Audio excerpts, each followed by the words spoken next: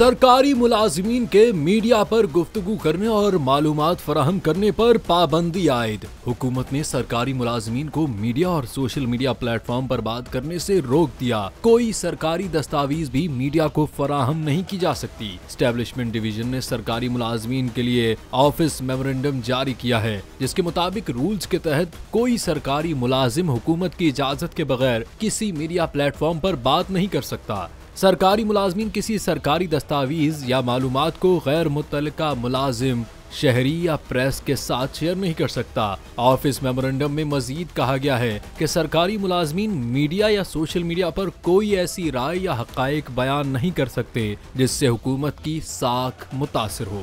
मरासले में सरकारी मुलाजमीन से कहा गया है कि तमाम सर्विस ग्रुप से ताल्लुक रखने वाले सरकारी मुलाजमीन हिदायत पर अमल दरामद के पाबंद हैं और हिदायत की खिलाफ वर्जी पर मुतल्लिका मुलाजमीन के खिलाफ मिसकंडक्ट की कार्रवाई की जा सकती है।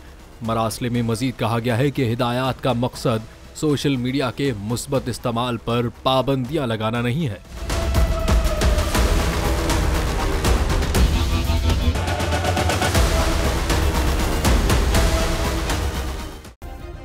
सब्सक्राइब करें और बेल दबाएं ताकि कोई खबर रह न जाए।